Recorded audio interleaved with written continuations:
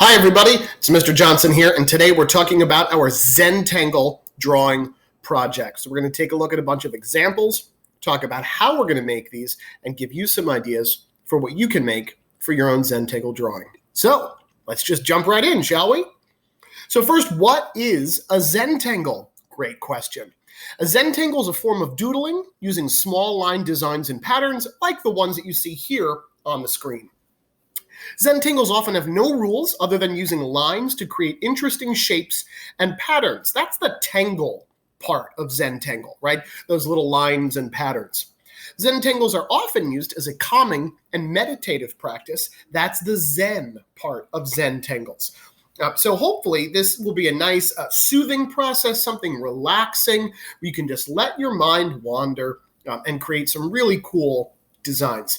You can always reference this slide again for awesome inspiration with all of these designs that you see on the screen right now. So let's take a look at a whole bunch of different Zentangles. I'm going to shrink myself a little bit so I don't block this all the way. So here are two examples. These are done in black and white, just with Sharpie marker.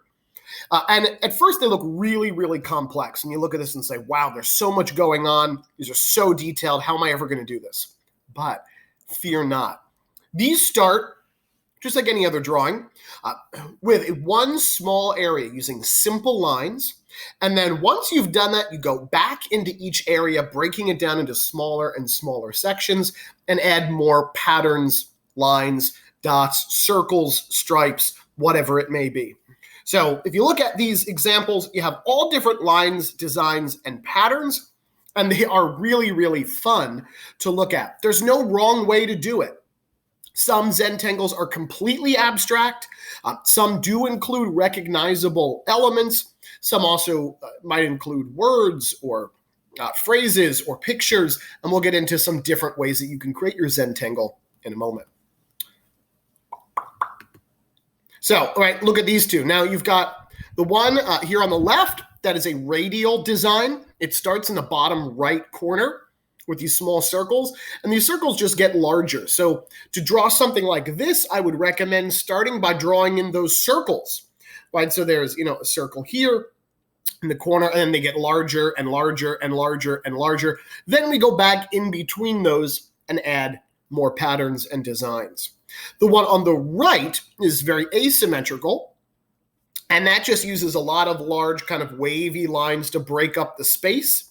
And then in each area, they've gone in and added different designs, patterns, and doodles. I think they're both really, really, really, really cool.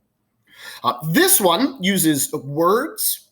So they've done the Zentangle much like the one in the last image, where they use lots of wavy lines to break up the space. Then they go back into it, adding in patterns, designs, and details. But one of their designs happens to be poetry.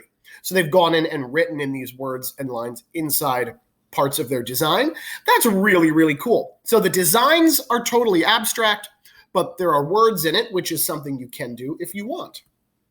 Now, this example, I think, is really cool. So it starts with this face drawing, and then the hair becomes Zentangled. So the actual face part is left blank. They've drawn the closed eye and eyelashes there. And then in the hair, they break it up with different lines, and in each section of hair, they've added different patterns and doodles. So incorporating some drawing into your Zentangle is an option for you if you want. It's entirely up to you. This is one that one of my students did a few years ago, and it's similar to what we're going to do, where we will start our design in black and white using just a Sharpie marker. And then once that is done, we're going to go back in and add some color, whether that's in the entire piece or in just certain areas. That will be up to you. But we are going to be adding color to ours, much like this one that was done in my class a few years ago. Here are two examples from the internet that I think are really, really cool. So the one on the left, they drew out their entire Zentangle. That's black and white, with Sharpie marker, and they've added watercolor to it that is in that teal color and that yellow and orange, and that just kind of adds color to the entire piece. On the right, you see they've used drawing again. They drew out a zebra head, and then in the stripes added Zentangles. And here they just colored in each Zentangle pattern and left the background white. That's an option for you as well. Here are two more really beautiful examples. These drawings that I pulled from Google, and you can see that these were done starting out just with simple shapes. Both of these look like the artists drew circles on the page, a lot of them being cropped off the edge of the paper, and then they went back in and started adding designs and patterns, and then of course we finished them out with some color, which makes them really, really fun. Hopefully any of these can be used as inspiration for you. Here you have two more really great Zentangle examples that ended up using color, which is what we will be doing. So with a black marker, you'll just draw lines all across your paper to break up the space. Now, if you want to start with a drawing like the face or the zebra, you are welcome to do that. You certainly do not have to. Purely abstract ones like these, just use lines to break up the space into different areas. Then in each area, we break that down even smaller until we start adding in little designs and patterns. What I really think is cool about a Zentangle that, in my opinion, makes it really successful is balancing areas with really small, tiny details and then larger areas. Kind of lets your eyes breathe a little bit. So if you look in both of these examples, there are areas where the designs are really, really tight and controlled, and then other areas where there's a little bit more blank space that kind of gives your eyes a little moment to relax. These are both amazing examples. Here are two more that are really, really beautiful. Here both kind of based on an image. So on the left, you have one that resembles a flower. It starts with that circular center and then has these kind of petal shapes that move out from that. And then designs, of course, are added inside there, and then watercolor done. The image on the right, again, these are both from Google, is this landscape scene with water and mountains and the clouds and the sun. And then in each area, they've gone back in with a Sharpie and added Zentangle patterns and line designs, and then added color to it. So that's really cool. So however you want to do it, there's really no wrong way. As long as you use lots of different patterns and doodles and have fun with it and really fill up the space, they turn out really, really cool. So here's how you'll start.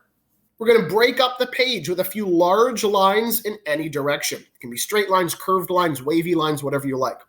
Start in one section, begin adding lines, designs, and patterns, and then move on and continue filling in each section, adding more and more designs until the whole thing is filled. Then go back and add even more small, intricate designs.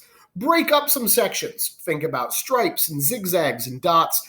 Right? We talked about leaving some areas with bigger patterns, some areas with smaller, tight designs. And then at the end, I'll add some color, some value, make them really, really cool. So I can't wait to see what you end up with. I want to show you this very quick video here of someone working on creating a Zentangle. So here, right, they've used these big lines to break up the space. It's a great way to start. And then in each area, they're going to go in and break up those spaces with different designs and patterns. Now, what design and pattern? 100% up to you. Doesn't matter. You're doing some wavy clouds, right? It's entirely up to you. But they started just with some wavy lines to create different spaces, and now they're going in and adding those patterns into each section, right? Then they go in and smaller patterns inside each of those sections, and they continue that way.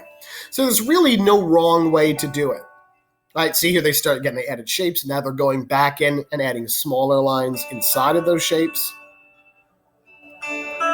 Now, if I were doing this, I'd want to go back in and maybe, make some of those lines bolder or add some, zigzag lines inside there, something like that.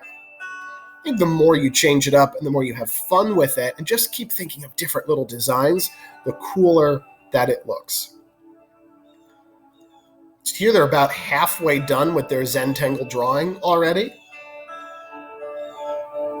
Right, and what kind of patterns to use, it doesn't matter. Right? It can be one single pattern in a whole area like what they're doing now, or it can change and evolve as you go. Who cares? There's no right or wrong way to do it. It should just be something fun and relaxing for you. Oh, here's going to be a really small design, all those little tiny circles. And that, I think, is a lot of fun. Using some larger designs, some really small, intricate details. That really gives a lot of visual interest. So we'll let them kind of finish up. Ooh, doing some stripes here. Ah, like a brick pattern. Ooh, and then adding smaller rectangles inside each brick. That's a cool idea.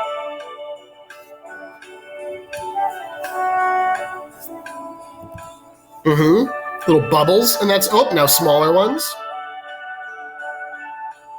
Ooh, some really bold lines here. They're making those lines really, really dark.